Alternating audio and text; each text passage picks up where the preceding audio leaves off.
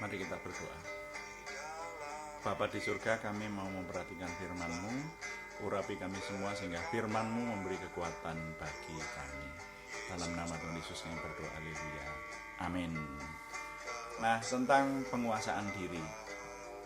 Penguasaan diri kemarin di seri sebelumnya kita merenungkan bahwa penguasaan diri itu memerlukan orang yang punya pegangan. Nah, pegangan kita sebagai orang beriman adalah firman Tuhan. Juga orang yang punya prinsip.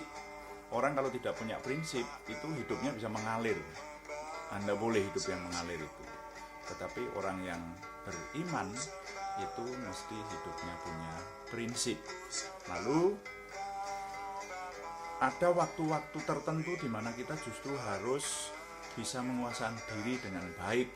Kapan itu? Yaitu waktu di bawah tekanan, waktu sangat susah, waktu dalam penyesalan, waktu sakit, waktu amarah, waktu terbakar nafsu, dan bahkan dalam puncak kemenangan. Nah, sekarang firman-Nya adalah di Galatia pasal 5 ayat 22, banyak yang hafal di antara saudara-saudara sekalian.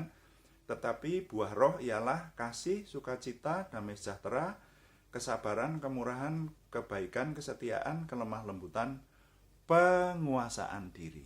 Tidak ada hukum yang menentang hal-hal itu. Nah, perhatikan penguasaan diri adalah buah roh. Nah, mari kita sekarang merenungkan.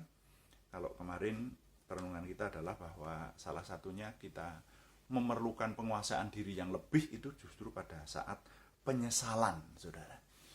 Sebagai orang yang dipercaya Tuhan, sering saya ketemu dengan konseli, orang yang konseling dengan saya pernah bertemu lebih dari satu, jadi lebih dari sekali. Ada gadis muda yang hamil sebelum menikah. Karena hamil sebelum menikah kemudian digugurkan. Nah, tapi setelah mereka akhirnya hidup tertata, lalu ingat akan kesalahannya itu, dia pernah menggugurkan kandungannya, dia sangat menyesal. Dan kalau ingat itu, orang kemudian ingin bunuh diri, saudara, karena sangat menyesal.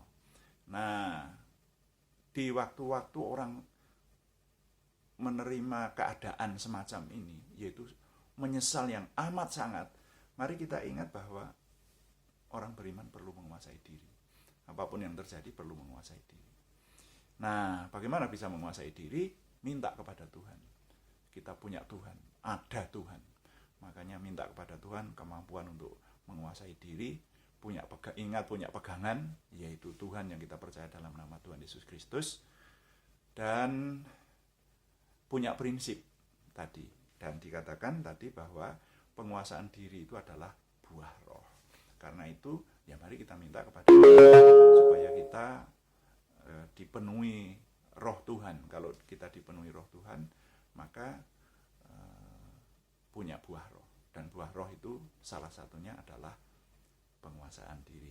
Jadi penguasaan diri itu, para sahabat, adalah sangat penting bagi orang beriman. Beriman saja, kalau punya iman saja tidak cukup, tapi harus ditambah penguasaan diri. Karena itu mari kita usahakan supaya saudara dan saya, kita semua diberi oleh Tuhan bisa menguasai diri. Pada saat-saat seperti kita renungkan tadi, terutama yang kali ini adalah coba ingat kalau pada waktu sangat menyesal, tetaplah ingat akan Tuhan dan punya penguasaan diri. Penguasaan diri diperlukan bagi hidup orang beriman. Mari kita berdoa. Bapa di surga, terima kasih untuk firman-Mu. Kami percaya bahwa firman-Mu memberi kekuatan bagi kami. Kami menyadari di awal bulan April tahun 2020 ini banyak terjadi tekanan di antara keluarga-keluarga, di antara pribadi-pribadi, terutama dalam menghadapi pandemi COVID-19 di tengah bangsa dan negara kami. Berikan kepada kami dapat menguasai diri.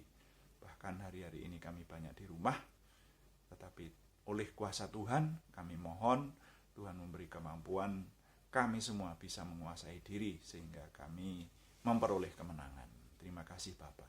Dalam nama Tuhan Yesus Kristus kami berdoa. Haleluya. Amin.